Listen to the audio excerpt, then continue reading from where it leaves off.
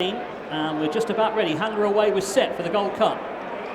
And they're off for the 2022 Virgin Bet Ayr Gold Cup Handicap. They're racing over the straight 6 furlongs. Over on the far side, Ali's Dancer, Tinto, 5,000 to 1. Chased along on the far side with Kanjar, the market leader, just dropping in behind Bergerac, who's showing speed on the far side in the yellow. The split comes to Admiral D in the light green. Stand side, Mr. Wagyu's up there in the blue and orange colours. Also Bielsa, last year's winner, towards the middle of the track. Towards the stand side, there are 2 of them. Pop Master is one of those, and Gulliver is the other one, the red cap down the stand side rails. Bergerac, Mr. Wagyu, Bielsa, the front 3. Pop Master towards the stand side rails as they head down for the final 2. Bergerac far side, the Lee's Dancers over there as well, looking for documenting towards the middle. Kanjar's getting a reminder from Jim Crowley over on the far side. Many chances across the track on the far side. Bergerac over on the extreme far side in the green, trying to pick up his Tinto, right up there too, but trying to pick up his Comanche Falls as they head down inside the last. The black colours of Lucky Man starts to stay on as well.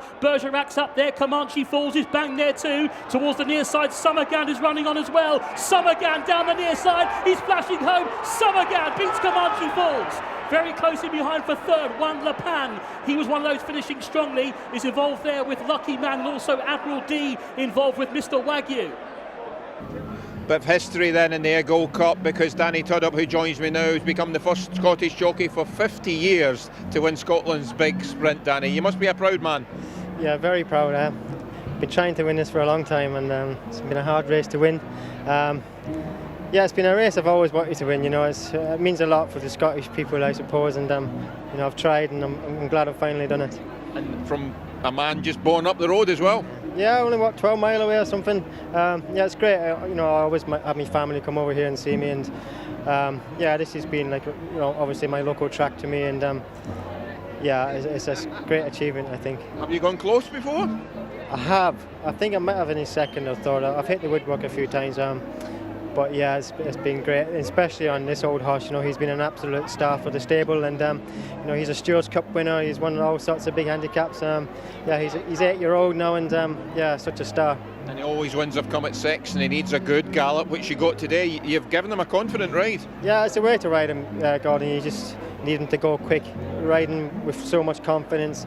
You know, just try and weave your way through them, and you know, opened up nice for him, and he doesn't want it too soft. So I was, you know, glad to see the ground like this, which is unusual for a Western meeting. So yeah, he's been in great form lately. So I'm delighted he's gone and won. And after all the talk about the draw, you've drawn towards the centre, and you've come up the middle. Yeah, David said go left, but I wasn't so sure. Just the way the race panned out, I thought I'll get more cover going right when the stall was open, so it all worked out well.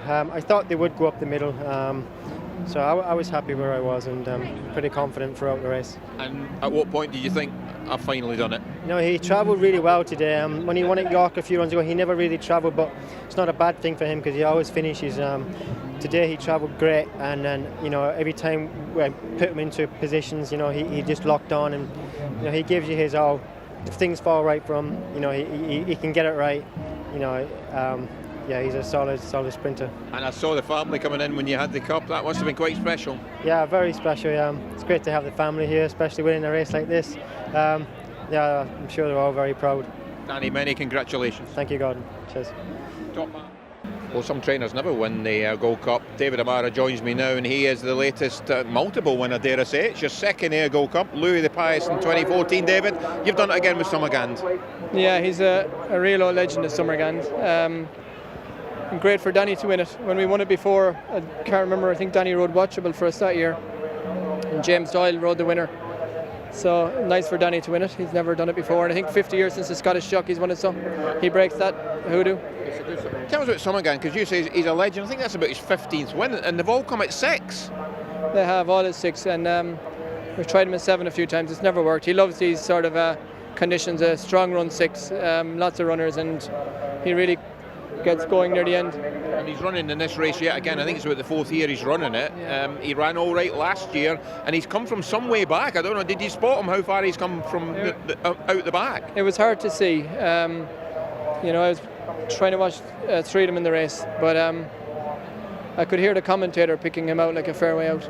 Yeah. What about his campaign this year? I mean, his 5th enlisted company at Newmarket last time, David, and before that he was a winner at York over this trip. Yeah, we feel the time before he didn't really like the ground. He prefers sort of conditions to dry up a bit, which they have done today for him. Last time at Newmarket, I think the ground was a bit dead and a bit tacky.